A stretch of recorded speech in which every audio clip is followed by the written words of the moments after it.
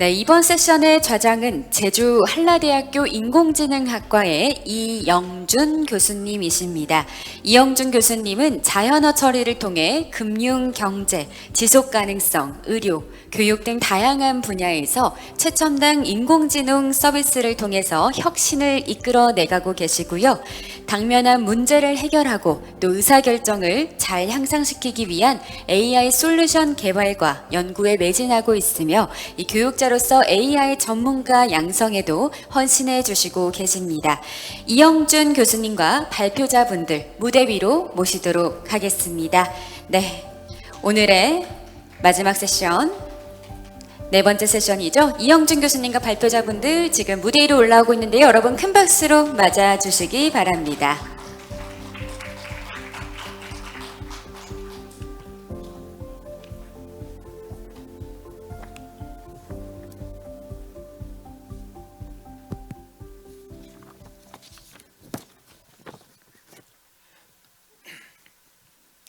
예, 네 번째 세션 청년 AI에게 미래를 묻다 좌장을 맡게 된 현재 이 행사가 열리는 제주 한라대학교에서 인공지능공학과 자연어 처리를 담당하고 있는 이영준입니다. 반갑습니다. AI라는 말을 빼놓고는 살 수 없는 시대인 건 모두 공감하실 거라고 생각을 합니다. 그래서 우리 영 리더 앞으로 미래를 이끌어 나갈 이 세대에게 정말 중요한 이 AI를 드디어 논하는 시간이 되었는데요. 올해 가장 기억이 남는 것이 무엇냐라고 돌이켜 보면 AI가 아니라 제가 그 수업 준비를 하면서 유튜브를 틀어놨었는데 그때 노벨상 발표에 한강 작가가 노벨 문학상을 받는다는 걸 실시간으로 보게 됐습니다. 특별히 이제 그 언급 중에 이 제주의 4.3 사건을 다룬 I Do Not Part라는 이 소설을 직접 그 현장에서 언급하는 걸 보면서 참 감회가 깊었는데요. 그러나 빠질 수 없는 것은 노벨상의 화학상과 물리학상을 AI 분야에서 받았다는 것이 될 것입니다. 물론 논란의 대상일 수도 있고 AI가 학문의 분야로서 받는 것이 맞느냐 이런 논란은 있을 수 있습니다만 그만큼 우리가 AI를 빼놓고 얘기할 수 없는 시대에 살고 있는 것 같습니다. 그런 AI가 더욱 중요한 것은 여러분들의 미래가 이 AI 기술에 영향을 받기 때문일 것 같습니다. 11월 28일이죠 오늘이. 11월 30일이 되면 챗GPT가 공개된 지 2년입니다. 참 오래된 것 같지만 이제 2년이 되고 물론 이틀 후에 또 무슨 새로운 기술이 나올지 알 수 없습니다. 오픈AI가 항상 우리의 예상을 뛰어넘는 발표들을 해왔기 때문에 또 세상을 놀라게 하고 우리의 삶을 바꿀 그러한 기술들이 공개될지 모르겠습니다. 그런 상황에서 사실 이 AI가 우리의 일자리에 어떤 영향을 미치느냐 큰 관심사일 수밖에 없는데요. 아이러니하게 이 AI 산업을 이끌어가는 미국의 빅테크, 구글이나 마이크로소프트 이러한 기업들이 가장 많은 해고를 하고 있다는 것은 아이러니가 아닐 수 없습니다. 그래서 AI가 사람을 대체하는 것이 이론이 아니라 실제로 일어나고 있는 그런 상황이고 그러한 것들이 우리가 미래를 결정하는 데 있어서 어떤 영향을 미칠 것인가 이 자리에 참여하신 이 발표자들께서 좋은 의견을 나눠 주실 것이라고 생각이 됩니다. 그러면 우리 세션의 연사들을 간단히 소개해 드리겠습니다. 먼저 이정민 스모어토크의 최고 전략 책임자 또한 공동 작업자이기도 합니다. 성균관대학교에서 글로벌 바이오메디컬 공학 학사를 하셨고요. AI 기술의 현재와 미래라는 주제로 얘기를 해주실 것이고요. 두 번째로 김지성 대표님이십니다. 포스텍에서 창의 IT 융합 공학 전공을 하셨고 이 크림이라는 회사를 설립하시고 오늘은 AI와 웹툰 산업의 현재와 미래 대해서 얘기를 해주실 것입니다. 마지막으로 바네사 로사라고 우리 브라질 출신의 시각 예술가시고요. 대한민국의 AI 국제 영화제에서 특별상을 수상했습니다. AI와 예술의 결합이라는 주제로 얘기를 해주실 것입니다. 우선 처음으로 우리 첫 번째 연사이신 이정민 최고 전략 책임자를 소개해 드립니다.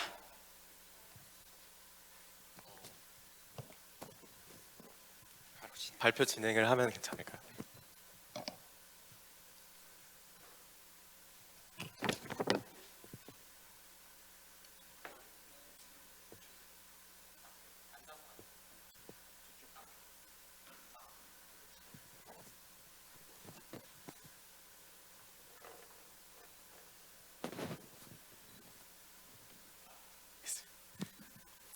동선에 혼선이 있어서 좀 죄송합니다.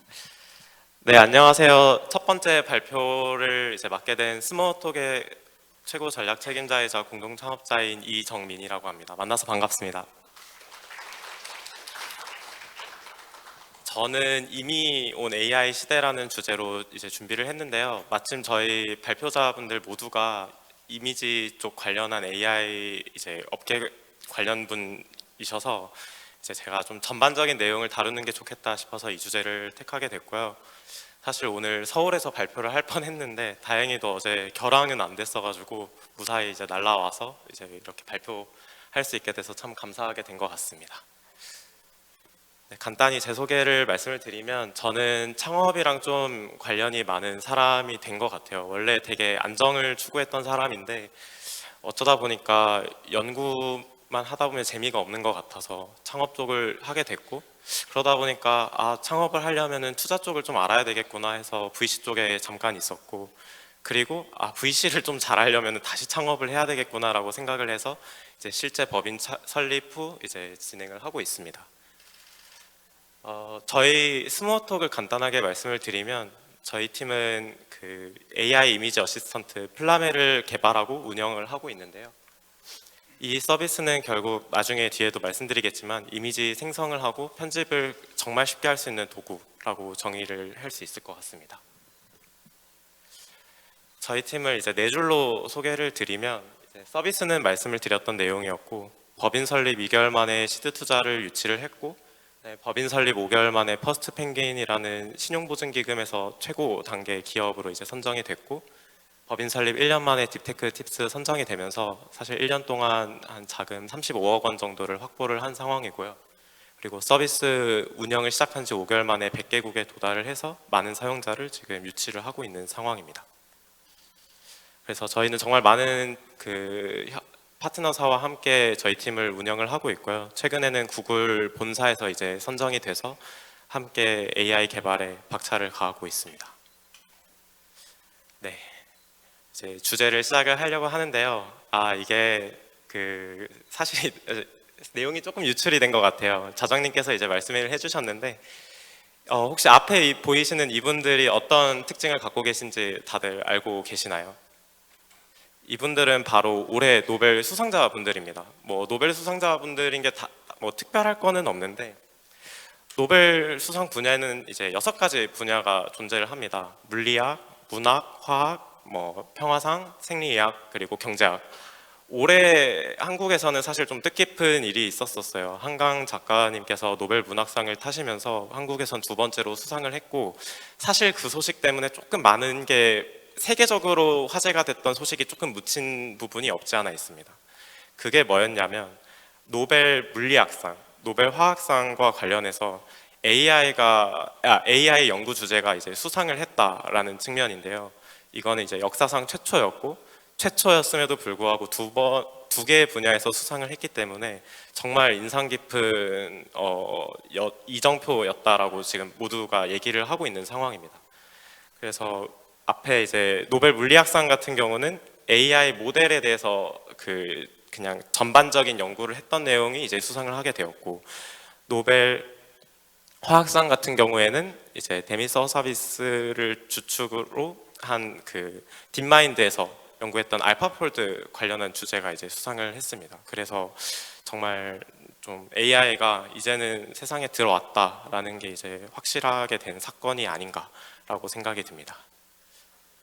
AI는 지금 초지능을 향해서 달려가고 있습니다. 이제 AI가 사람들에게 충격을 줬던 사건이 두 가지가 있다라고 생각을 하는데요. 대중에 대해서. 첫 번째로는 알파고가 이세돌 구단을 이겼던 사건. 이때는 AI가 바둑이라는 한 가지 태스크는 이제 인간을 넘어설 수 있구나라는 거에 이제 사람들이 충격을 받았었고, 두 번째 쇼크가 이제 2주년이 돼가는 챗GPT의 등장이었습니다. 챗GPT를 사용하고 나서 어떠한 홍보도 하지 않았음에도 사람들이 정말 사용을 하고 놀랐었어요. 와, 이제 인간보다 모든 걸 다 잘할 수도 있겠구나 라는 게 이제 실제 사용해 보면서 느껴지기 시작을 했거든요. 지금 이제 AI 개발 단계가 한 3단계로 나아가고 있는데요. 첫 번째 이제 리서치 단계에서는 아마 AI 연구를 하시지 않았던 분들이라면 잘은 모르실 것 같습니다. 이제 AI 연구를 열심히 했고 뭐 그때도 투자가 많이 이루어졌고 했지만 결국 비즈니스적인 성과를 냈던 분야는 많이 없었어요. 그런데 이제 그 Attention is all you need라는 트랜스포머 연구가 이제 나오면서 스케일링이 가능해지지 않을까라고 생각을 했고, 돈을 많이 쓰면, 컴퓨터 비용을 많이 쓰면은 이제 AI 모델이 뭔가 인간보다 넘어설 수 있지 않을까를 GPT-3를 통해서 오픈 AI가 증명을 하게 됩니다. 그리고 챗 GPT라는 서비스를 내면서 이 AI가 시장에 보급이 되기 시작을 했고요. 최근에는 오원이라는 새로운 모델을 공개를 했는데, 이거는 추론에 대해서 추론에 대한 성능을 급속도로 향상시킨 기술을 토대로 이제 만든 모델입니다. 그렇기 때문에 사람보다 이제는 더 높은 그 단계별로 추론이 가능하겠구나라는 걸 어느 정도 보여준 모델이라고 생각을 하고, 이제 앞으로 더 많은 혁신이 일어날수록 진짜 이제 인간이 대체할 수 없는 수준의 모델이 인간이 따라갈 수 없는 수준의 모델이 나오지 않을까라고 생각을 합니다. 뭐 단적인 예로 올해 이제 그 2025학년도 수능 국어 지문을 AI 보고 풀게 한 팀이 있었어요. 그 팀의 이제 연구 결과에 따르면은 가장 최신의 오픈 AI 모델은 국어 1등급을 받았고요. 이제 그 좀 비용이 낮은 모델 같은 경우에도 5등급까지는 받을 수 있다. 즉 그러니까 학습되지 않은 정보에 대해서도 이제는 평균의 인간보다는 훨씬 더 잘 풀 수 있다라는 게 증명이 되는 상황이에요. 그리고 최고의 모델을 쓰면은 사실상 전문가를 고용한 수준과 다를 바가 없다라고 이제 봐야 되는 수준이 됐다라고 하는 것이 이 연구의 되게 핵심적인 내용이었습니다. 그러면 이제 성능은 오케이인데 이게 돈이 되냐에 대한 질문이 여전히 많이 나오고 있어요. 그런데 오픈 AI는 사실 돈으로도 증명을 한 팀입니다. 21년에는 불과 36 밀리언 달러니까 한 400억 정도 매출을 올렸다고 봐야 될까요? 그런데 이제는 6조 정도의 매출을 이제 기록을 하게 된 팀입니다. 그래서 매출 상승 속도가 어마무시한 상황이고 앞으로는 더 이 속도보다 가속화될 확률이 있기 때문에 짧은 시간 만에 이미 6조 원을 버는 회사를 만들었고 더 많은 돈을 벌게 될 회사라는 거를 이제 오픈 AI는 보여줬고, 그 말인즉슨 AI는 경제성이 있다라고 이제 봐야 되는 이제 지표가 아닌가 생각을 합니다. 그런데 이제 문제가 있다면은 오픈 AI가 무려 5조 원의 돈을 벌에도 불구하고 7조 원의 연간 적자를 발생시키고 있어요. 그 대표적인 이유 중에 하나는 그 세 번째부터 다섯 번째에 해당하는 훈련 비용, 추론 비용, 학습 비용, 즉 컴퓨터 비용이 너무 비싸서 그 적자를 많이 보고 있는 상황인데요. 그 말인즉슨 반대로 생각하면은 훈련 비용, 추론 비용, 학습 비용을 낮추기만 하면은 이 AI는 정말 더 경제적이고 이제는 이익을 낼 수 있는 산업이 될 수 있다라는 것을 보여주는 지표입니다. 실례로 2021년 11월에 나왔던 GPT-3라는 모델은 100만 토큰에 대해서 $60의 비용을 부과를 했습니다. 그런데 가장 최근에 나온 라마 3.2에 대해서 추론 비용은 $0.06에 불과해요. 즉 3년 만에 비용이 1000분의 1 수준으로 낮아졌던 거고요. 또 한 번 바꿔서 말하면 1년 만에 10분의 1씩 비용이 감소하고 있다라는 뜻입니다. 그렇다면은 이제 오픈 AI 같은 기업은 훈련 비용, 추론 비용, 학습 비용을 낮춤으로써 이제 정말 손익을 낼 수 있는 기업이 되겠다라고 이제 생각을 해야 되는 상황인 거죠. 저희는 인터넷 세상을 보면서 사실 이런 사건을 많이 목도를 했었어요. 첫 번째는 그 웹 인터넷 시대였고요. 웹 2.0의 시대였고, 인터넷이 등장하면서 결국 많은 빅테크가 이제 등장을 했고요. 클라우드 시대에는 아마 기업 관계자분들이 아니시면 잘은 몰랐겠지만 결국 이 산업도 정말 큰 산업이 됐고, 국내 산업이 여기서부터 드디어 따라가지 못하는 상황이 되기 시작을 합니다. 그리고 모바일 시대. 모바일 시대는 뭐 여러분들이 아시는 많은 B2C 서비스들이 존재를 하죠. 그러면은 이런 우리 인터넷, 클라우드, 그 모바일 세 가지 사건을 목도하고 또 하나 이제 AI 시대에서도 우리가 이제 가만히 있어야 되냐, 이런 상황에 이제 저희는 지금 마주를 하고 있다라고 봐야 될 것 같습니다. 이제 간단하게 AI를 어떻게 활용하고 있냐에 대해서 좀 정리를 해드릴 건데요. 먼저 챗 GPT 같은 경우에는 저는 이런 텍스트 용도로도 사용하고 개발 용도로도 많이 사용을 하고 있는 상황입니다.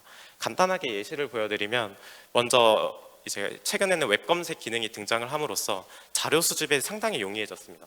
질문이 2025년 디자인 트렌드를 크게 5가지로 찾아줘. 정말 짧게 그냥 적어봤는데요. 최근의 소식으로 이렇게 출처를 정리해서 다 작성을 해줬고요. 근데 이 내용을 적어봤자 제가 읽지를 못하면은 이게 좋은 내용인지 확인이 안 되니까 일단은 확인을 빨리 하기 위해서 요약을 해줘.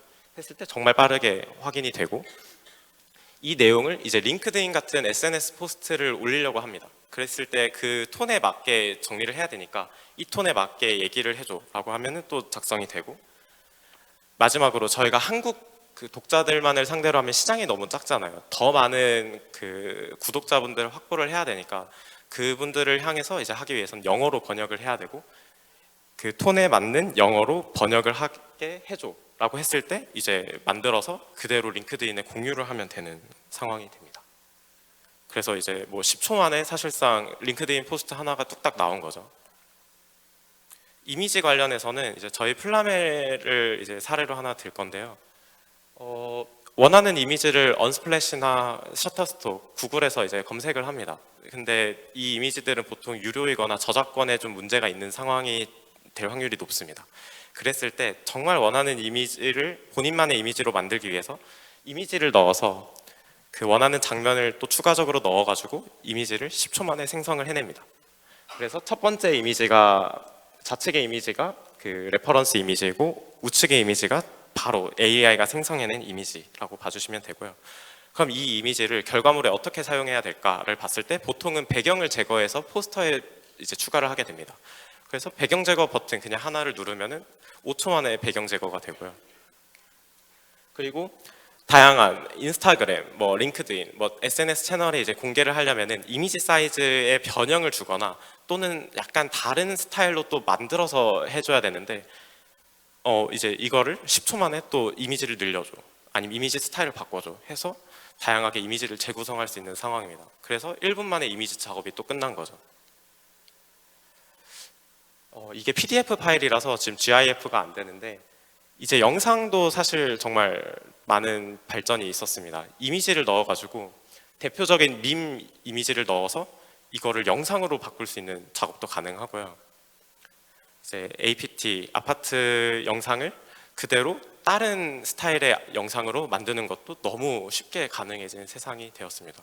그러면 이제 이 컨텐츠들이 또 바이럴이 되면서 원 콘텐츠 사용자분들에게 훨씬 더 큰 경제적 이익을 가져다 줄 수 있는 상황이 되기도 했다고 봐주시면 될 것 같습니다. 이렇게 AI가 실 업무에도 너무나 도움이 많이 되다 보니까 기업은 지금 AI를 찾고 있습니다. AI 도입 시 업무 생산성이 최대 5배나 지금 증가를 하고 있는 상황인데요. 이제 그 이유를 보면은 AI가 없을 때는 하나의 전문 분야에 특화된 이제 인원분들만 계시고, 그리고 인건비가 이제 높아진 상황이고, 근무 시간도 제한적이긴 합니다. 그에 반해 AI 같은 경우는 모든 분야에서 사실 전문성을 띠고 있고요. 이제 사용 단가도 아까 말씀드렸듯이 계속 낮아지고 있고, 마지막으로 AI는 그냥 돌려만 놓으면은 24시간 업무를 할 수 있는 상황입니다. 그러다 보니까 기업은 당연히 AI를 찾을 수밖에 없는 상황이 지금 되고 있다라고 봐주시면 될 것 같습니다.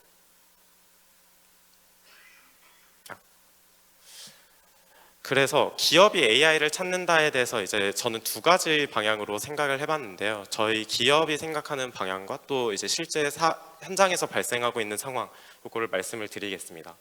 만약 만약 사람을 고용한다라는 측면으로 봤을 때는 AI를 잘 활용하는 인재를 찾을 수밖에 없게 된 것 같습니다. 결국 마케터 분들과 AI를 잘하는 누군가라고 했을 때는 사실 AI를 잘하는 누군가가 훨씬 더 생산성이 높다고 기업에서는 지금 보기 시작을 한 것 같습니다. 예를 들어서 AI한테 어떤 명령어를 줬을 때 더 괜찮은 결과물을 빠르게 가져다 줄지를 이제 계산하는 그 프롬프트 엔지니어. 그 다음에 디자이너분들 같은 경우도 물론 크리에이티브 영역이 AI로 모든 게 대체되지는 않겠지만 단순 작업, 포스터 작업 이런 거 같은 경우에는 이제 기존의 디자이너분들이 사실은 더 작업 시간이 오래 걸리고 오히려 AI를 잘 쓸 수만 있으면은 1분 만에 포스터를 만들어낼 수도 있는 상황이 됐기 때문에 이런 분들을 더 선호하게 되고 있는 상황인 것 같습니다. 그리고 정말 부정적인 얘기지만 만약 기업이 사람을 고용하지 않는다면 말 그대로 일자리가 이제 줄어들게 될 것입니다. 실례로 블랙록과 구글, UPS, 루프트한자 같은 글로벌 대기업들에서도 이미 인력 감축을 시작을 했고 그 이유 중에 하나로 사무 업무에 대한 자동화를 AI로 구현을 했기 때문에 이제 더 이상 사람이 필요 없다라고 직설적으로 밝혔습니다. 이런 상황이 되다 보니까 이제 저 같은 청년의 입장에서는 이거 너무 디스토피아적인 거 아닌가? 이제 세상이 다 끝난 건가? 우리는 뭘 먹고 살아야 되지? 이런 생각이 들 수밖에 없을 것 같은데요. 그래서 많은 제 주변 친구들도 그럼 AI 엔지니어가 돼야 되겠다라는 생각을 많이 하시는 것 같습니다.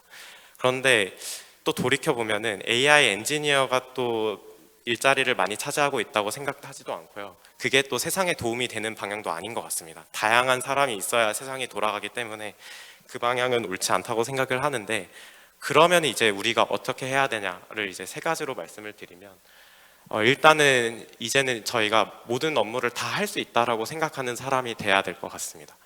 저도 디자이너가 당연히 아니고 개발자이자 기획자에 가까운 사람인데 이제는 프로그래밍을 할 때도 AI의 도움을 받아서 좀 더 빨리 이제 구현이 가능했고 저보다 훨씬 프로그래밍을 잘하시는 분들이 세상에 정말 널리고 널렸는데 그래도 그분들 수준에 가까이 갈 수 있게 AI가 도움을 주는 것 같습니다.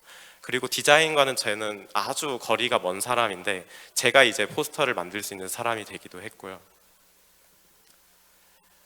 두 번째로는 여러분 스스로가 이제 하나의 기업이 될 수 있도록 시장이 뭘 원하는가를 분석하는 사람이 되어야 될 것 같습니다. 저 같은 경우는 결국 창업을 하게 됐거든요. AI가 디자인을 전공하지 않은 사람도 더 잘할 수 있게 만드는 툴을 만들어서 우리가 시장의 문제를 해결해 보자 하는 사람이 이제 저는 된 거고요. 다른 분들 같은 경우도 이제 그 시장에서 분명히 보이는 작은 니즈들이 있어요. 그리고 조금만 해결하면 돈을 벌 수 있을 만한 사안들이 분명히 존재합니다. 그런 거를 이제 AI의 도움을 받아서 간단한 툴을 만들던가 아니면은 간단히 이제 도입을 하는 자동화를 이제 도입을 해드린다던가 이런 식으로 실제적인 시장의 문제점을 해결하는 사람이 되는 것이 중요할 것 같습니다. 마지막으로 결국 AI가 모든 걸 한다고 할지라도 의사결정권자가 AI가 될 거라고 생각하진 않아요. 결국 인간이라는 기득권이 있기 때문에 인간에 대한 소통이 잘 돼야지 저희가 이제 이 사회에서 계속 살아남을 수 있을 것 같다고 생각을 했습니다. AI는 못하는 것들이죠. 그래서 여러분들 모두 커뮤니케이션 기술에 훨씬 더 많은 노력을 기울이시고 어떻게 하면 사람의 마음을 잘 살 수 있을까? 어떻게 하면 우리가 같은 사람들과 더 큰 가치를 만들어낼 수 있을까를 고민을 해야 되는 시점이 아닌가라고 생각을 합니다. 네. 지금 AI가 정말 많은 걸 바꾸고 사실 개인적으로는 너무 긍정적인 것만 보이지는 않은 상황인데요. 그럼에도 불구하고 언제나 인간은 답을 찾았듯이 인터스텔라에서 말했던 것처럼 언제나 인간은 답을 찾았듯이 우리도 새로운 것을 두려워하지 말고 계속해서 이걸 어떻게 하면 우리가 잘 활용하고 우리가 이제 더 많은 가치를 만들어낼 수 있을까를 고민하는 시간이 돼야 되지 않을까 생각합니다. 이렇게 발표를 마치도록 하겠습니다. 감사합니다. 네, 이정민님 발표 감사합니다. 본의 아니게 발표의 일부 내용을 유출해서 죄송합니다. 의도적으로 유출하지 않았는데요. 자, 우리 제목이 AI에게 미래를 묻다인데 제가 이 제목이 마음에 안 든다고 생각했습니다. 미래는 AI에게 묻는 게 아니죠. 그래서 지금 말씀하신 것처럼 우리가 찾아 나갈 것이 우리의 미래가 될 것 같습니다. 그래서 현재 우리의 삶과 산업의 큰 변화를 이미 갖고 온 현황에 대해서 우리 이정민님께서 잘 소개를 해주셨고 많은 얘기들을 할 것들이 있지만 우리 토론 시간을 위해서 남겨두도록 하고요. 다음 발표는 우리 김지성님께서 AI와 웹툰 산업에 대해 발표해 주시겠습니다. 김지성님을 소개해 드리겠습니다. 네, 안녕하세요. 방금 소개해 주신 주식회사 크림의 대표 김지성입니다. 만나서 반갑습니다. 네, 방금 앞에서 너무 이렇게 좋은 얘기를 해주셔서 뭔가 뒤에 조금 부담스러운데 앞에서는 뭔가 AI 시장의 전반적인 이야기를 해주셨다면 저는 그 안에서 조금 작은 산업인 AI와 웹툰이라고 하는 산업에 대해서 좀 이야기를 해보려고 합니다. 사실 AI와 웹툰이 요즘 되게 붙으면 안 되는 조금 위험한 키워드이기도 한데요. 한번 이야기를 시작해 보도록 하겠습니다. 저는 포항공과대학교를 이제 나와서 학부 창업을 해서 주식회사 크림을 세우고 현재 4년째 회사를 운영을 하고 있는 김지성이고요. 저희 회사에서는 이제 에이드라고 하는 서비스를 운영을 하고 있습니다. 쉽게 말해서 이제 웹툰 작가분들이 사용하는 AI 서비스다라고 생각을 해주시면 될 것 같아요. 그래서 오늘 이야기하고자 하는 것도 웹툰 업계에서는 AI를 어떤 식으로 이용을 하고 있을까? 그리고 앞으로 콘텐츠 제작에서 AI의 흐름은 어떤 식으로 나아갈 수 있을까? 나아가게 될까에 대해서 조금 이야기를 해보려고 합니다. 오늘 시간이 길지 않기 때문에 뭐 많은 이야기를 할 수는 없겠지만 이 두 가지에 대해서 적어도 제가 아는 만큼 조금 전달을 드려보도록 하겠습니다. 일단 웹툰 업계에서 AI가 어떻게 쓰이고 있을까? 혹은 어떻게 쓰여왔을까에 대해서 먼저 좀 이야기를 해보려고 해요. 과거에 AI를 어떻게 썼을까라고 했을 때 여러분들도 아마 웹툰 제작에 AI를 어떻게 쓸까라고 하면 이 답을 많이 내놓을 것 같습니다. 스토리를 짜는데 ChatGPT를 쓰겠다.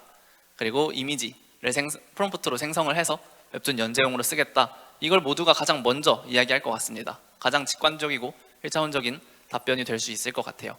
그래서 과거에 웹툰 업계에서 AI가 아직 활발하게 사용되지 않았을 때 모두가 이러한 상상을 했었고 당연히 이렇게 사용을 할 거다라고 생각을 했었습니다. 특히 그 중에서도 이미지를 생성을 해서 캐릭터들을 만들고 배경을 만들고 웹툰을 연재하는 날이 올 것이다 라고 모두가 생각을 했었고 그렇게 만들어진 웹툰들이 일부 있었습니다. 물론 뭐 후보정에 사용을 하기도 하고 다양한 방식으로 사용을 했는데요. 결과적으로 이렇게 단순하게 AI를 사용했을 때 만들어진 최종 결과물은 웹툰에 대한 보이콧이었습니다. 아마 이 사건을 기억하시는 분들도 많이 계실 것 같아요. 23년도에 이제 있었던 일이었고 이래서 AI와 웹툰이 요즘 붙으면 안 되는 키워드이기도 한데요.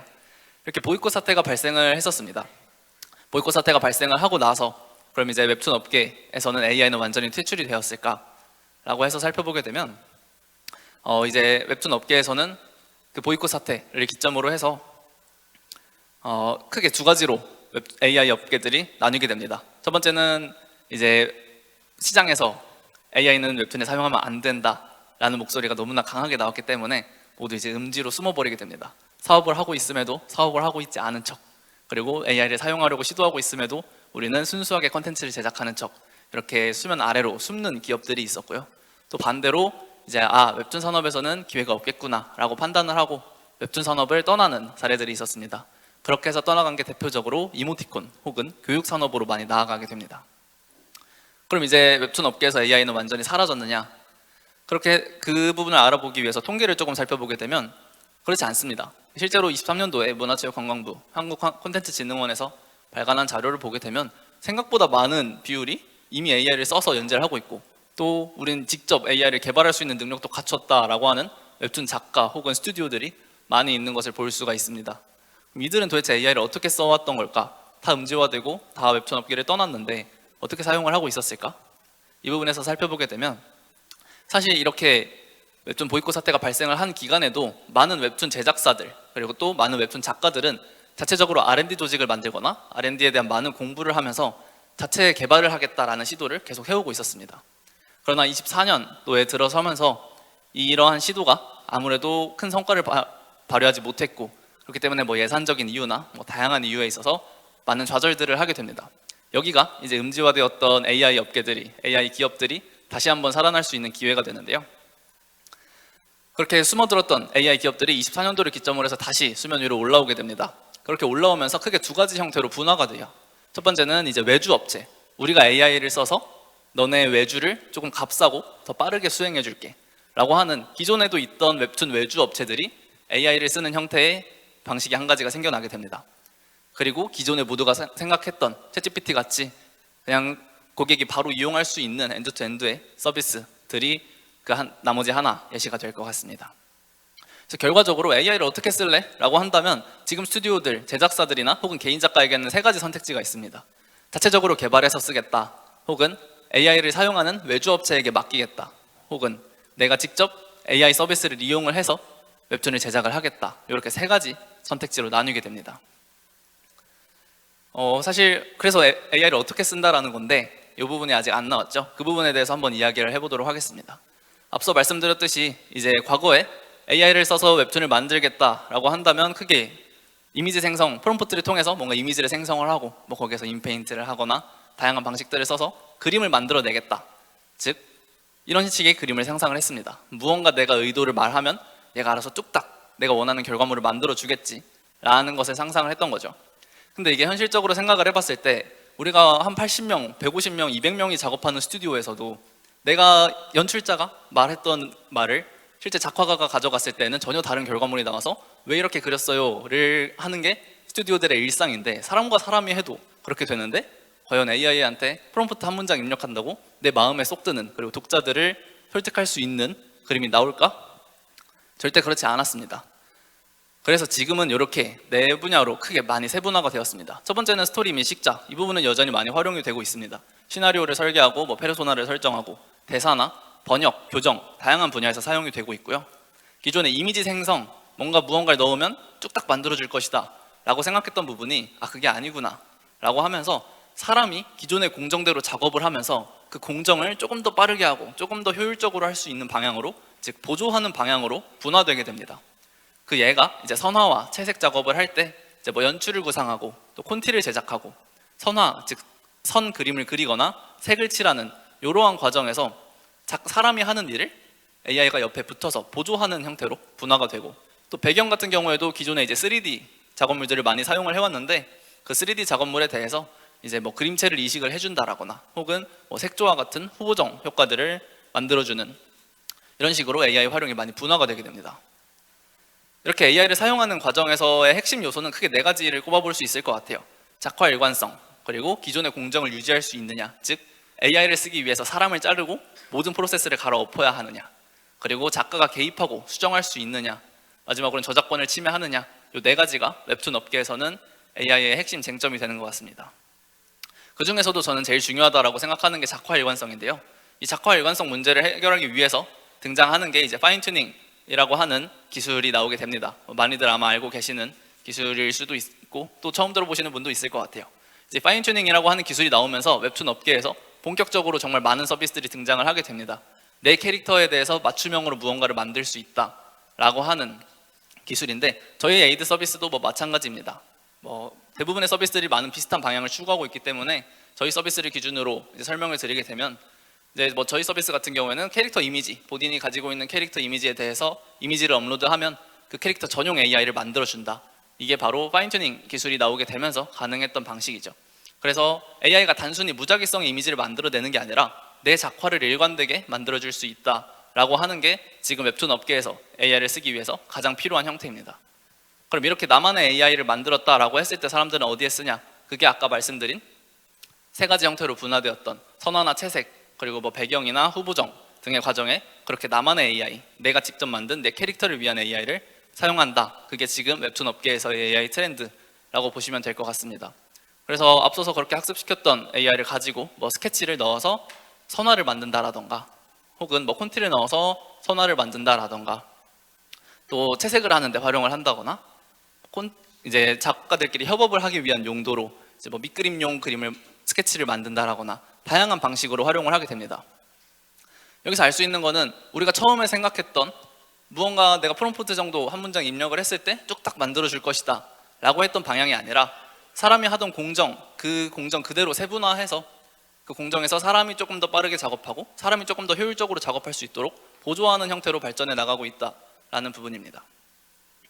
그래서 사실 오늘 이제 메인으로 하고 싶었던 이야기는 이 부분입니다. 앞으로 컨텐츠 제작과 AI 업계가 어떤 방향으로 나아가게 될까라고 하는 부분인데요. 사실 저는 이 질문이 조금 잘못되었다라고 생각을 합니다.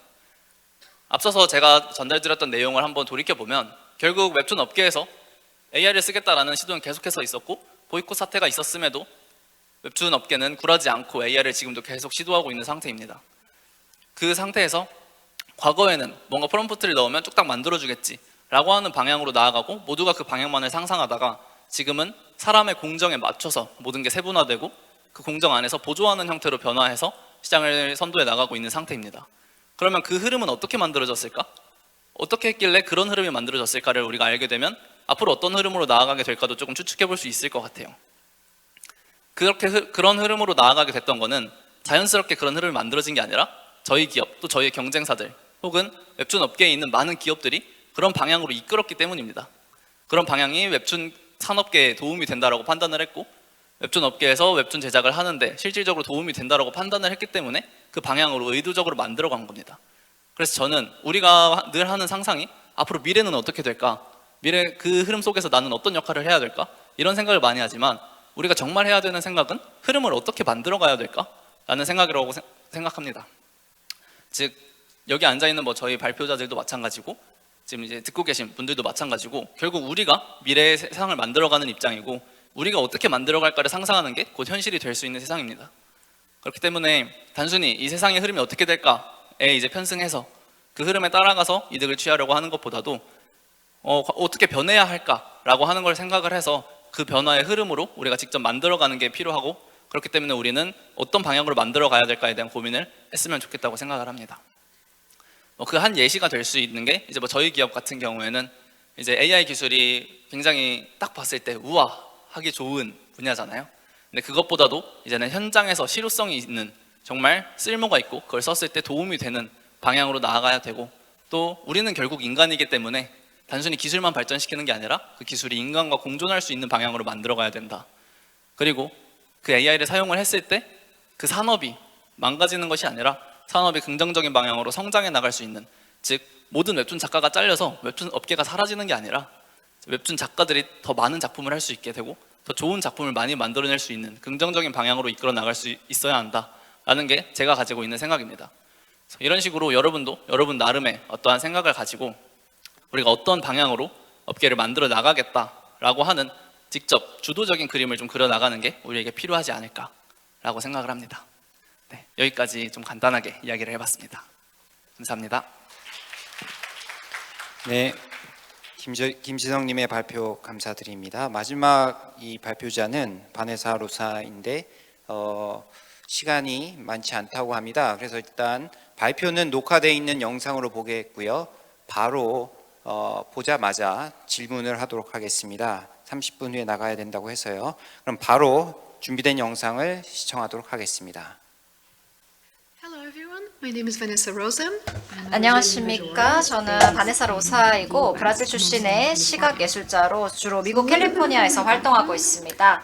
저에 대해 조금 설명드리자면 저는 브라질 리우데자네이루 출신으로 스트리트 예술과 대형 벽화 작업으로 시작을 했습니다.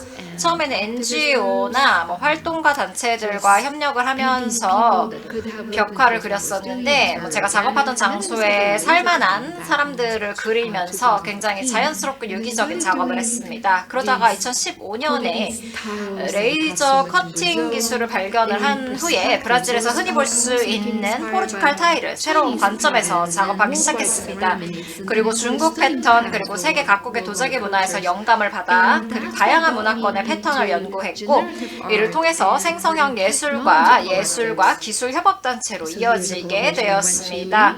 2017년 뉴욕에서 웬치 리와 협업을 했었는데 기술과 예술을 융합한 아주 폭넓은 실험의 일환이었습니다. 예술과 기술의 실험이었습니다. 그리고 저는 출판사 경험 역시 가지고 있는데 저희 부모님과 함께 2010년에 출판사를 개설을 해서 어린이 책을 주로 출판하는데 제가 몇 권의 책의 사파자이자 작가로 참여하기도 했습니다. 이러한 모든 경험은 제가 AI를 활용해서 스토리텔링을 확장하고 그리고 다양한 매체를 통합하는 데 아주 큰 영향을 주었습니다. 그리고 2020년에 저는 화성이라는 곳으로 이주를 했는데요. 물론 우주에 있는 화성이 아니라 미국 캘리포니아 소노란 사막에 위치한 공간으로 저희 친구들이 화성이라고 부르는 그런 실험적인 예술 커뮤니티입니다. 여기는 첨단 기술과 저비용이 좀 결합된 그런 곳으로 프리먼 머레이와 진 코건이 만든 장소입니다. 진 코건은 AI 예술 분야의 선구자로 아주 잘 알려져 있는데요. 2010년대 초반부터 AI 예술 분야 일을 해봤고 응용 수학을 전공했는데 이런 마스 컬리지라는 예술 레지던시 실험적 커뮤니티 공간에서 사람 간 네트워크를 형성하는 데 아주 중요한 역할을 했습니다. 그리고 2020년 코로나 팬데믹이 시작한 첫 해에 화성에 머무는 동안 저는 기술에 깊이 몰두하기보다는 오히려 주변에서 그 지역의 점토를 수집해서 세라믹 머리를 아주 전통적인 방식으로 만드는 작업을 했습니다. 이 세라믹 작업을 통해서 전체 제 프로젝트인 리틀 마시안이라는 프로젝트가 발전하게 되었습니다. 이제 애니메이션을 시청하시겠습니다.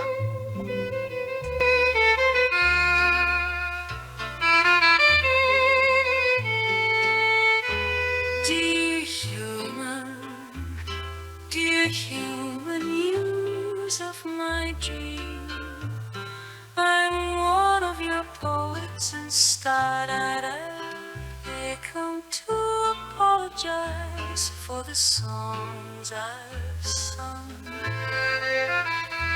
Carried pain and sorrow on the tip of my tongue. Yet let me assure you, dear human, it's true. Life's full of wonder and beauty anew. For without shades of sadness, without a bit of strife, one cannot truly dance the samba life. But fear not, for you are never alone. You're a beautiful pattern in the cosmos, among the flowers in my imaginary garden. Your essence dispels the gloom. Dear human, dear human, my love is for you. I'm Verdelis, a little Martian beyond your sight, a seed in the cosmos carrying its light. I dwell in the future, a page yet turned, when memories of earth in my heart are burned. To flourish life is the task I've been given. Through struggles and joys, my hope I'm driven, imagining your beauty, your pain gives me might. For I don't live for myself in this eternal night. I am a guardian, a poet, a seed to sow, ensuring life dances on in its endless flow, transforming matter into consciousness wide, filling space, unfolding time in the cosmos we glide with no end in sight through the universe. We're only alone, dear human,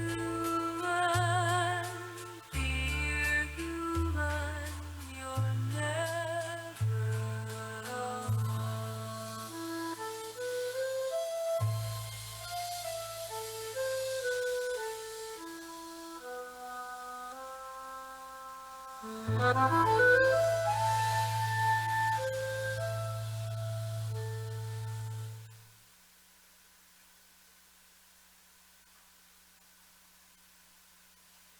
So this animation is what got me. 이 애니메이션을 통해서 제가 한국으로 오게 되었는데요. 제1회 대한민국 AI 국제영화제에서 글로벌 사우스 특별상을 수상했으며 That was such a pleasure to participate. 아주 참여하게 돼서 매우 영광이었습니다. 그리고 전 세계 30개 이상의 영화제에 출품돼서 10개 이상의 상을 받았습니다. 그럼 모든 작업은 제가 세라믹으로 만든 캐릭터를 3D로 스캔하고 AI 모델을 활용해 애니메이션으로 전환하는 방식으로 이루어졌습니다. 리틀 마션을 만드는 과정입니다. 우선 조각상을 만들고 With making the sculptures, 조각상을 만들어서 3D 스캔을 하고 여러 기술을 접목시킵니다. 엔비디아의 오디오 투 페이스인데요. 오디오를 기반으로 자동으로 표정을 생성할 수 있어서 저의 3D 작업에 아주 필수적이었습니다. 현재 AI 기술은 이미지나 영상만으로도 더 쉽게 애니메이션을 만들 수 있습니다. just with either 이런 an image or video. 소리나 영상만 가지고도 만들 수 있고 저는 이제 원작 조각상에 계속 작업을 진행했고 방금 보신 애니메이션이 베르델레스라는 조각상을 기반으로 만든 애니메이션입니다. 이 조각 작품을 캐릭터로 변환하는 데 관심을 갖기 시작했고 이든 닷 아트나 미드저니와 같은 도구를 사용해서 이미지를 만들었습니다. 이 캐릭터가 사는 환경을 만들어냈습니다. 로라라는 기법을 적용했는데요. 모델을 세밀하게 조정하는 AI 기술로 플럭스나 스테이블 디퓨션과 같은 모델에 적용을 할 수 있습니다. 이를 통해서 특정 세라믹 작품을 기반으로 로라를 학습시킨 다음에 해당 캐릭터를 어떤 이미지에는 적용할 수 있도록 했습니다. 그 결과물이 이 애니메이션이고 제가 베르델리스를 주인공으로 한 어린이 책을 출판하기도 브라질에서 출판했고 미국에서도 출판할 예정입니다. 또 다른 캐릭터들도 개발 중에 있습니다. 이런 각 캐릭터들은 각기 삶에 대한 다른 관점을 가지고 있습니다. 이 로라 기술을 적극 활용해 보시는 것을 권유합니다. 이든닷 아트와 같은 플랫폼에서 실험을 하면서 자신만의 이제 작업 플로우를 구축을 할 수 있고 오늘날 AI 플랫폼은 점점 더 개인화된 맞춤형 작업이 가능해지고 있습니다. 오늘 꼭 말씀드리고 싶은 부분은 AI를 활용해서 창작에 활용을 해보세요. 호기심을 가지고 탐구하고 어떻게 이것들의 일상적인 문제를 해결하거나 여러분이 하고 싶은 이야기를 전달하는 데 활용할 수 있는지에 대해서 생각해 보시기를 바랍니다. 오늘 발표 들어주셔서 감사합니다. 참여하게 되어서 영광이고 질문 있으시면 언제든지 말씀 부탁드립니다. 네, 바네사 로사의 발표 아니면 작품을 잘 본 것 같습니다. 그래서 우리가 바네사 로사가 이 세라믹 조각에 AI가 어떻게 생명을 불어넣고 그것을 통해서 예술을 확장하는지 이런 아주 좋은 예를 보여준 것 같습니다. 그래서 지금 나가야 되는 상황이라 먼저 질문을 하나 먼저 드리고 패널 토의를 시작하도록 하겠습니다. 그럼 바네사 로사에게 드릴 질문은 이 AI가 예술 창작에서 지금 보여주신 것은 얼마나 창의성을 더 극대화하느냐를 보여주었지만 반면에 창의성을 제한하거나 기존의 문화, 인간의 문화를 훼손할 수 있다라는 비판도 사실 많이 제기되고 있습니다. 그래서 그것에 대한 생각은 어떤지 묻고 싶습니다. Everyone, can you listen to me? 안녕하십니까? 잘 들리시나요?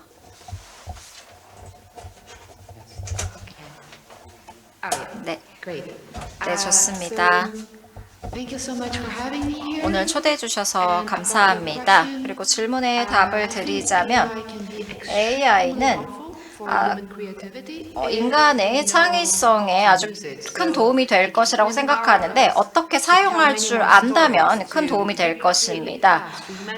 과거를 다시 만들고 스토리를 만들고 미래에 대해서 상상하고 저희가 학습하는 방식 등에 영향을 줄 수 있다고 생각합니다. 하지만 중요한 점은 이러한 생태계를 어떻게 그 원작자에게 되돌려줄 수 있는 생태계를 어떻게 구상하느냐입니다. AI를 활용해서 인디 영화 제작자들이 AI를 활용하고 있는데 문제는 기존 업계에 있는 분들에게 문제가 일어나고 있고 또 일러스트레이터도 마찬가지인데요. 이러한 큰 모델을 교육하기 위한 문제들이 생기고 있습니다.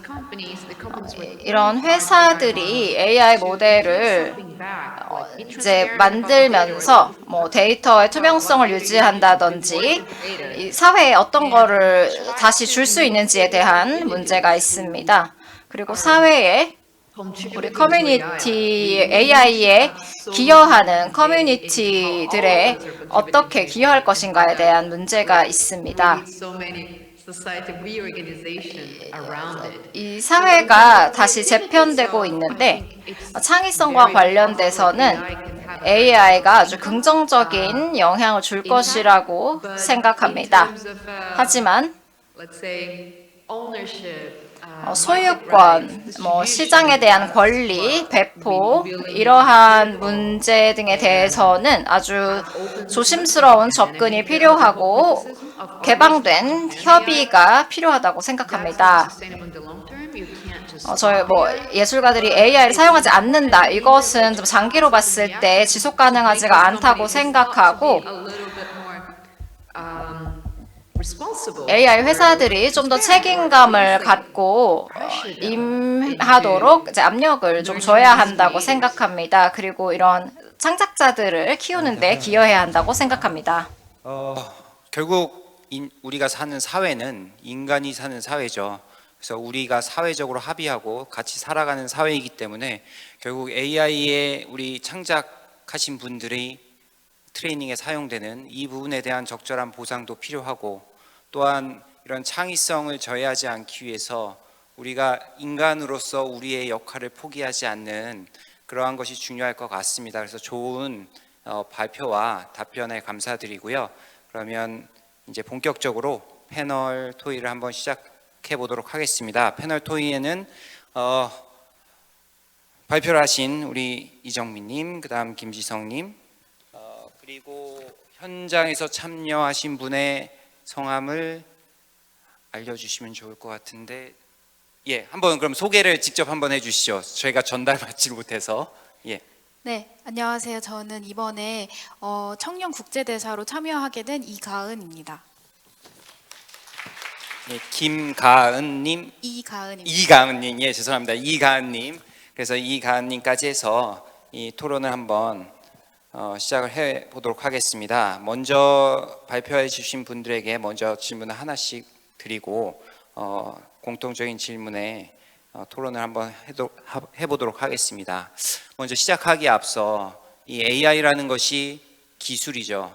그래서 우리가 기술로 생각할 수 있으나 지금 우리가 다루고 있는 일자리 문제 그리고 현재 우리가 받아들이는 AI는 기술이라기보단 우리 사회에 영향을 미치는 사회의 합의가 필요한 그러한 논의의 대상인 것 같습니다. 이걸 단순히 기술로 생각을 하고 기술을 습득하고 기술을 활용하여 우리의 일자리를 찾아간다라는 것보다는 우리가 만들어가는 미래의 사회에 이 AI가 어떻게 쓰일 것이고 그것을 어떻게 이용하는 것이 인류를 위해 인간을 위해 좋을 것인가 이러한 논의가 필요한 것 같고 실질적으로 일어나고 있습니다. 어제의 일이었던 것 같은데 AISI라고 AI Safety Institute이라는 것을 국가적으로 우리나라에서도 시작을 합니다. 그래서 AI가 단순히 기술로서 기술 연구가 아닌 AI 안정성, AI가 사회에 미치는 영향, 이러한 것들이 더욱더 우리가 중요한 것이고 관심을 가져야 하고 사회적으로 합의를 통해서 이루어 나갈 때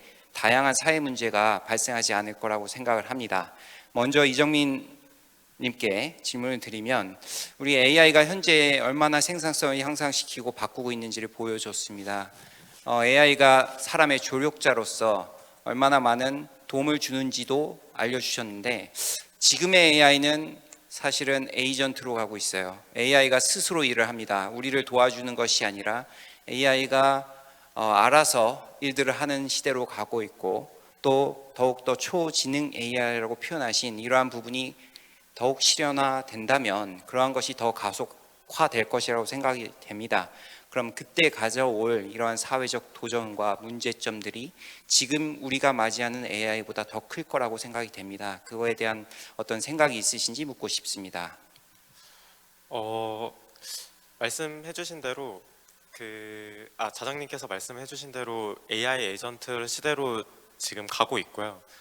그 이유 중에 하나는 사실 LLM AI 모델을 개발했던 회사들도 이걸 정말 어떻게 사용해야 될까에 대해서 결국 정확하게 해결을 해내지는 못했어요. 그래서 많은 스타트업들이 생겼고 그 모델을 활용해서 뭔가 서비스는 나오고 있는데 실제 킬러 앱이 나왔다고 보기에는 지금 어려운 상황입니다. 그렇게 되면서 결국 그 AI의 효용성을 더 높여줄 수 있는 방식이 AI 에이전트라고 생각을 해서 그 방향으로 가고 있는 것 같은데요. 말씀해주신 대로 AI 에이전트가 나오면은 생산성 증대가 당연히 많이 가속화될 거고 그에 따른 일자리 감소도 가속화될 거라고 생각을 하고 있습니다. 그렇게 되면서 요즘 생각이 드는 게 결국에는 기업의 규모가 이제 옛날처럼 커질 수는 없지 않은가라는 생각이 많이 들고요. 그에 반면에서 기업의 크기는 줄어들지만 기업의 수는 또 늘어날 수 있지 않을까라고 많이 생각을 하거든요. 오픈 AI가 발표를 한번 할수록 AI 스타트업은 거의 다 무너진다 이런 얘기가 스타트업 업계에서 정말 많이 나오고 있는 얘기기는 한데 저는 이제 실제로 파고든 깊이가 어느 정도냐에 따라서 이 UI라던가 UX에 너무나 큰 차이가 있다고 생각을 하고 있어요. 그래서 실제로 많은 AI 스타트업들이 있었지만 그게 다 사라지는 건 아니고 결국 살아남은 기업들이 항상 존재해 왔거든요. 챗GPT가 나왔다고 한들 그 AI 코드 개발자가 사라진 게 아니고 오히려 커서라는 너무나 강력한 툴이 계속 강력하게 존재를 하고 있는 상황인 것처럼 결국 그 UI, UX가 나올 텐데 그런 것들을 더 집중해서 그 어떤 문제를 풀려고 할 때 사람들이 어떤 식으로 작업을 해왔고 이렇게 풀었을 때 우리가 도움을 줄 수 있겠구나를 좀 많이 관측을 하는 게 각자 개인으로서 중요한 부분이 아닐까라고 생각을 합니다. 좋은 답변 감사드립니다. 결국은 사람의 역할이 중요하다는 얘기인 것 같아요. 결국 우리가 우리의 일을 찾아가고 우리의 자리를 찾아가지 않으면 AI가 대체할 것이다. 그것은 더욱 가속화될 것이다. 라는 의견인 것 같습니다. 두 번째로 김지성 발표자님께 질문을 드리면 이 웹툰, 결국 창작물에 관한 이슈인데요. 웹툰 작가들이 AI를 활용을 해서 더욱더 생산성을 높이는 이러한 일도 일어나고 있으나 결국은 작가들의 창의성, 그 다음에 퀄리티의 저하를 갖고 오는 이슈도 발생할 수 있을 것 같습니다. AI 기술이 훨씬 더 뛰어난 걸 만드는 것처럼 보이지만 이미 많은 연구에서 AI가 만들어낸 창작물만으로 트레이닝된 모델의 같은 경우 훨씬 더 성능을 저하시키는 그러한 데이터가 많이 들어갈수록 저희가 오염된다고 하는데 그럴수록 더 퀄리티가 낮아지는 문제도 발생을 하고 있습니다. 그래서 이러한 컨텐츠 제작에 있어서 웹툰 같은 경우도 비슷한 문제에 당면하지 않을까 하는 생각이 드는데요. 그 부분에 대한 생각은 어떠신가 묻고 싶습니다. 네, 말씀해 주신 대로 사실 AI를 웹툰에서 쓰겠다라고 했을 때 많은 부정적인 사이드 이펙트들이 발생을 하는 게 사실입니다. 퀄리티 저하가 있을 수도 있고 흔히 우리가 웹툰 업계에서 쓰는 표현으로 작붕이라는 표현을 쓰기도 하는데요. AI가 그림을 그리게 되면서 그림체가 너무 바뀌게 되고 또 혹은 이런 표면상의 문제들을 떠나서 저작권을 침해해서 작가 생태계 자체를 망치는 경우들도 많이 생겨나고 있습니다. 그래서 그런 사이드 이펙트들이 생길 수 있다는 것은 분명한 사실이라고 생각을 하고, 그렇기 때문에 업계에서도 더더욱 그렇게 가지 않도록, 그러한 방향으로 가지 않도록 많은 노력을 하고 있는 상태인 것 같습니다. 그러한 시도들이 대표적으로 이제 뭐 다양한 기술적인 시도들을 통해서 외부의 데이터들을 학습하지 않고 정말 IP 프리한, 저작권적으로 문제 없는 소량의 데이터만으로 학습한 모델을 가지고 거기에 파인 튜닝하는 시도들을 많이 하고 있기도 하고, 그래서 즉 작가 본인의 저작물로만 AI를 만들어서 작가 본인 혼자 사용을 하겠다와 같은 시도들을 많이 하고 있는 것도 그러한 안 좋은 방향으로 가는 것을 막기 위한 시도 중 한 가지가 아닌가 싶습니다. 그래서 결국은 사람이 풀어나가야 되는 문제이면서도 이것을 기술적으로 우리가 해결할 수 있는 문제이기도 하다고 생각을 합니다. 그래서 단순히 작품성이 떨어지는 것, 그리고 웹툰 작가라는 생태계가 망가지는 것, 이런 것 모두 우리 사람이 신경을 써서 그러한 방향으로 흘러가지 않도록 노력을 하면서 그것을 기술적으로 풀어나가야 되지 않을까라고 생각을 합니다. 네, 좋은 답변 감사드립니다. 결국 콘텐츠 제작이 쉬워지고 있는데요. 쉬워질수록 더욱더 인간의 본연의 능력을 가지고 만들어낸 이 독창성 있는 작품의 진가는 더욱더 중요해질 거라고 생각을 합니다. 그래서 그것을 어떻게 관리하고 인증할 수 있느냐 또한 하나의 중요한 분야가 될 거라고 생각을 합니다. 제가 기억력이 좋지 않아서 우리 패널에 참가하신 분의 성함을 그새 까먹었습니다. 이가은입니다. 이가은, 예, 죄송합니다. 이가은님께서는 지금 패널 자리에 참석을 하셨는데요. 발표자분들의 내용을 듣고 또한 우리 일자리의 미래, 본인의 미래와 관련된 일이 될 것 같은데, 그런 전반적인 느낌, 본인이 생각하는 AI가 나의 미래를 어떻게 바꿀 것인가에 대한 얘기를 한번 해주시면 좋을 것 같습니다. 네, 일단은 청년으로서 이 자리에서 발표할 수 있는 기회 주셔서 진심으로 감사드립니다. 발표 굉장히 잘 들었는데요. 사실 많은 청년들과 이 세션 제목만큼 AI와 일자리에 대해 생각해 보았을 때 실질적으로 일자리에 당장 위협을 느끼고 일자리가 뺏긴다는 느낌보다는 AI가 아주 급진적으로 발전을 하다 보니까, 특히 생성형 AI의 경우 처음 챗GPT가 나왔을 때와 비교해서 지금 굉장히 잘 발달이 되어 있잖아요. 이러한 AI의 흐름을 어떻게 잘 탑승해야 될까? 이것을 어떻게 더 배워서 취업에 더 써먹을 수 있을까라는 고민을 많이 하게 되는 것 같습니다. 이러한 맥락에서 보았을 때 사실 디지털 격차를 얘기를 안 할 수가 없는데요.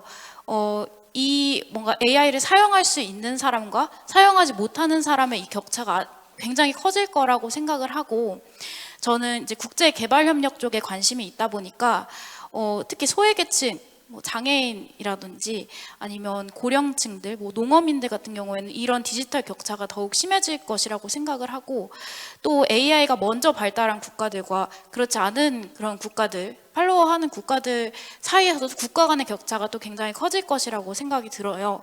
그래서 이런 부분에 대해서 대비하는 것이 좋지 않을까라는 생각을 하게 되었고요. 두 번째로 개인적으로는 아무래도 새로운 것이 처음 도입되었을 때는 모두 다 방어적이고 어떻게 보면 부정적인 그런 입장을 가지기 마련이잖아요. 근데 아까 바네사 로사 예술가님께서 말씀해 주셨던 것처럼 이 AI라는 흐름을 파도를 잘 탑승해서 먼저 청년들이 그걸 탐색해보고 이렇게도 놀아봤다가 저렇게도 놀아보는 그런 과정들이 중요한 것 같다는 생각이 듭니다. 뭐 AI로 노래를 만들어 본다든지 영화를 만들어서 유튜브 콘텐츠를 시작해 본다든지 여기 계신 많은 창업가 분들처럼 그걸로 더 해서 스타트업을 창업할 수도 있는 거고, 이렇게 수많은 기회들에 같이 이렇게 파도를 타고서 이제 탑승해 보는 건 어떨까 하는 생각이 듭니다. 그리고 마지막으로 아무래도 AI가 빠르게 발전하는 속도에 비해서 이 규제는 항상 뒤따라가는 영역이기 때문에 어떻게 이걸 인권적으로도 풀어갈 수 있을까? 어떤 부분이 소외받고 있는가? 이런 것들을 잘 놓치지 않도록 규제 부분에서도 좀 같이 고민해봐야 되는 시간이 아닌가 하고 생각을 해보았습니다. 감사합니다. 예, 답변 감사합니다. 제가 ODA로 우즈벡의 인공지능 교육 사업을 내년부터 하게 되는데 관심이 있는 분야라고 하니까 참 귀에 잘 들어왔습니다. 그러면 이제 모든 분들에게 공통적인 질문을 드릴 건데요. 저 같은 경우에는 AI 학과에 있으면서 정말 프로젝트가 많아요. 그 중에 하나만 말씀드리면 AI 프로페서라는 프로젝트를 하고 있어요. 교수를 대체하는 AI를 만들겠다라는 걸 하고 있는데, 말씀을 드리는 이유는 AI 시대에 결국은 일이 많은 사람은 일을 더 많이 하고요, 일이 없는 사람은 더 없어지는 그런 기형적인 구조가 나오고 있습니다. 그래서 이러한 상황에서 AI와 인간이 공존하는 이 시대에 특히 수많은 기관과 협의기구와 많은 곳에 이 나이 많으신 분들이, 저 같은 분들이 들어가서 얘기를 하고 있는데, 그게 아닌 여러분 같은 청년들, 도전정신을 갖고 뭐든 할 수 있는 분들의 생각은 어떤지 참 궁금한데요. 그래서 이러한 협업의 모델이 어떤 것이 돼야 될 것이냐라는 의견들을 우리 이정민 님께서부터 이렇게 순서대로 알려주시면 좋을 것 같습니다. 인간과 AI와의 이제 협업 관계를 어떻게 갖고 가야 될지에 대한 이제 질문을 주신 것으로 이해를 했는데요. 결국은 그러니까 자장님의 말씀에 매우 공감을 하는 게, 일이 많은 사람은 더 많은 것을 소화할 수 있는 시대가 되었고, 원래는 물리적으로 불가능했지만 이제는 가능해졌기 때문에 그런 구조가 이제 나올 수밖에 없는 시대가 됐다라고 저도 생각을 하고, 그런 사례들을 사실 주변에서 몇 번씩 보게 되는 것 같아요. 그러다 보니까 저도 아직 20대 청년으로서 사실 우려되는, 제 주변 분들이랑 뭐 저를 포함해서 우려되는 부분들이 많은 것도 사실인데요. 아까 바네사 로사님의 발표가 길지는 않았지만 그래도 키메시지를 던져준 게 가장 좋았다고 생각을 하는데, 결국은 갖고 놀아봐야 될 것 같아요. 그러니까 협업을 어떻게 해야 될지에 대해서 사실 모두가 지금 감을 못 잡고 있는 상황이고, 또 이제 자장님이 이제 문제 상황을 지적해 주신 것처럼 그걸 실제로 갖고 놀 사람들이 위원회에 계신 게 아니라 이제 들어본 사람들이 위원회에 계시다 보니까, 이런 것들을 저희가 실제 사례를 만드는 거를 청년분들께서 해주셔서 그걸 이제 위원회에 전달하는 거를 저희가 노력을 해야 뭔가 사회적으로 좀 좋은 합의 모델이 나오지 않을까라고 생각이 들고요. 그런 점에서 모두가 어쨌든 시도를 해봐야 되지 않을까라고 생각을 했습니다. 네, 감사합니다. 그럼 김지성님 의견 바로 듣도록 하겠습니다.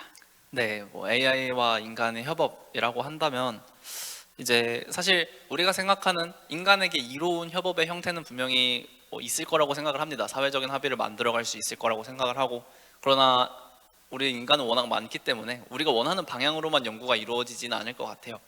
그렇기 때문에 지금 많은 AI들이 많은 사람의 일자리를 뺏고 생태계적으로 부정적인 방향으로 흘러가게 하는 사이드 이펙트들이 생기고 있는 것이기도 하고요.